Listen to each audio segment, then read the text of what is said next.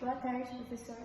A pergunta do nosso trabalho é: o uso precoce de celular na infância colabora com o índice de ansiedade em crianças? E a nossa hipótese é que o uso precoce de celular na infância impacta diretamente o índice de ansiedade nas crianças. E a nossa hipótese nula é o contrário, né? O que é o inverso disso, que se acaso acontecer, é que o uso precoce de celular na infância não impacta no índice de ansiedade. A nossa variável quantitativa, então, seria o índice de ansiedade, e as nossas variáveis qualitativas é o grupo que usa regularmente o celular e o grupo que não usa regularmente o celular. Aí eu corto. Aí, a partir do momento que a gente disponibilizou, pegou os dados, a gente vai começar a achar a variância. Para achar a variância, a gente dividiu os dois grupos, né? E de cada grupo a gente tirou a média. A média do grupo 1 deu 30,625 e a média do grupo 2 deu 25,5. E depois que a gente acha essa média, a gente vai subtrair a média dos valores dos nossos dados, dos 8 dados. Aqui eu coloquei só um exemplo, e a mesma coisa com o outro grupo. Depois disso a gente eleva ao quadrado. Então, um exemplo de como a gente fez a do grupo 1 foi 30 menos 30,625, que dá menos 0,625. Aí depois que a gente acha esse valor, a gente eleva ao quadrado e faz isso com todos os dados. Aí depois a gente vai somar tudo e dividir pelo n-1.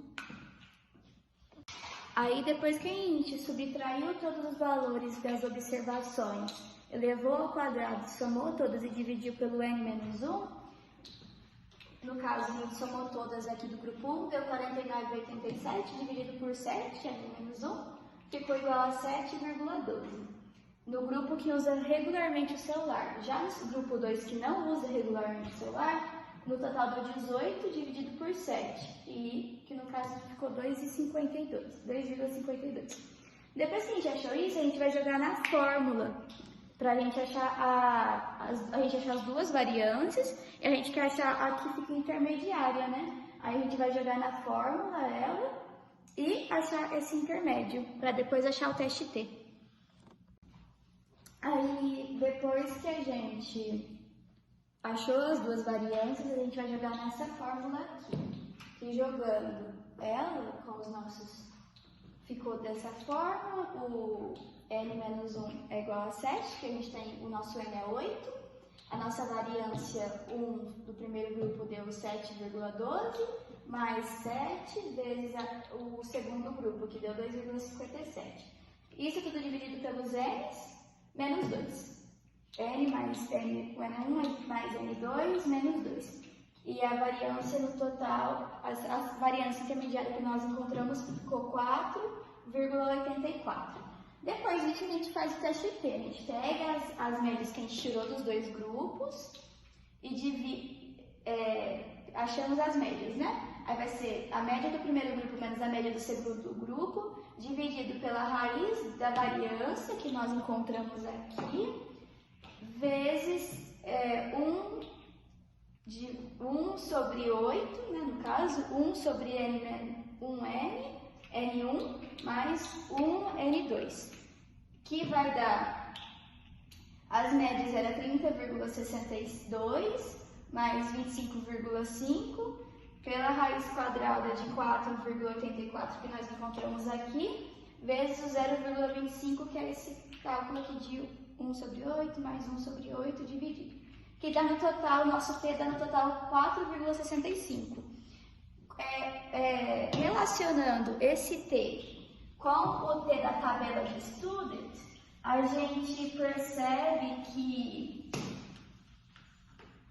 na tabela de Student, na coluna 8, índice 8, dos 5%, o valor que tem na tabela é 1,76 e pouquinho. E o nosso deu o nosso valor de t, isso é o t tabelado, né? T tabelado. E o nosso t calculado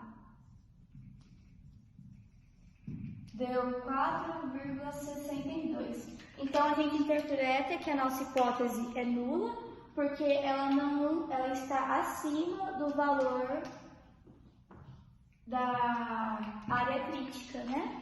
Que a gente identifica como área crítica no gráfico. Então, a gente considera que a nossa hipótese foi nula e, assim por dizer, que o uso regular de celulares na infância não colabora com o índice de ansiedade.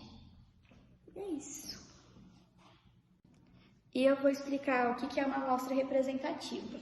Uma amostra representativa é uma amostra que vai juntar o máximo de informação possível para representar um determinado grupo, para não causar nenhum viés nessa amostra. Então, a gente pode usar como exemplo a nossa pergunta. A gente teria que juntar o máximo de crianças possíveis que usam regularmente o celular e as que não usam regularmente o celular na infância, para a partir disso a gente não ter nenhum viés e deixar o mais cheio de informação possível para a gente calcular, ver se a nossa hipótese era correta ou não. É isso. O desvio padrão, ele explica a variabilidade ou a dispersão dos indivíduos da amostra. Ou seja, no caso de você ter números que às vezes um é mais próximo do outro do que de um outro da amostra, o valor do desvio padrão vai te falar quanto o valor máximo está longe do valor mínimo. Qual a distribuição dos valores num valor igual? Tipo, a média de distância entre um indivíduo e outro. Agora eu vou explicar sobre média aritmética. A média é o valor central das amostras. Por exemplo, se eu tenho os valores de 1 a 5, 1, 2, 3, 4 e 5. O 3 é o valor médio, porque ele separa metade da amostra para cá e metade da amostra para cá. Esse é o significado de média. Bom, aqui tem a representação de um gráfico que representa uma função linear, ou seja, para cada valor do ângulo x, do ângulo x, existe apenas um valor de y. E também pela característica da reta passar no ponto zero aqui do ângulo y.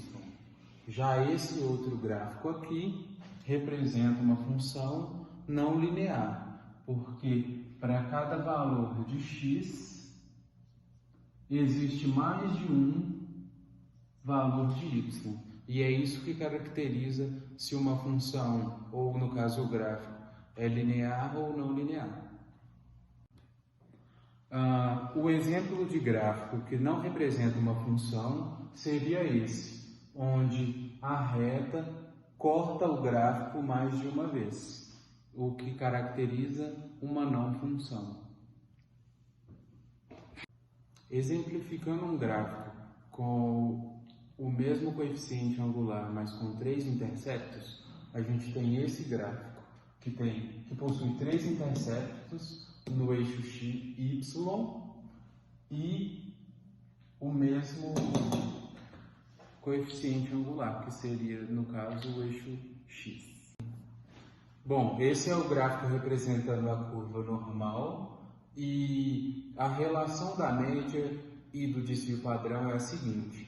A média é o ponto da curva normal onde a derivada dá zero, normalmente é aqui no meio.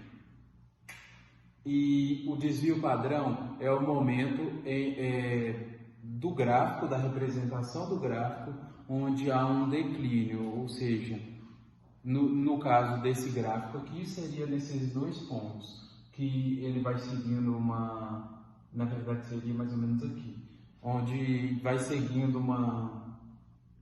tem uma continuidade e daí então tem uma mudança brusca, por assim dizer.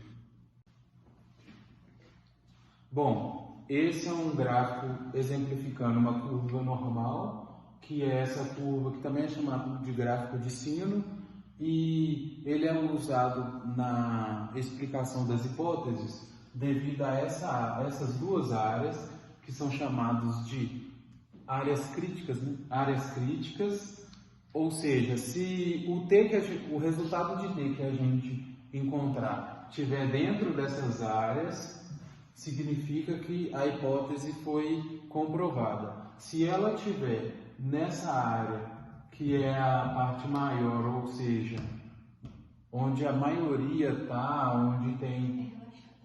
Daí... É o quê? É relaxado. Como assim? É o que o Rodrigo explicou, essa área de relaxado. É relaxamento. Ah, tá. Mas então, se estiver nessa área, significa que a hipótese foi refutada. Basicamente, o gráfico da curva normal é isso.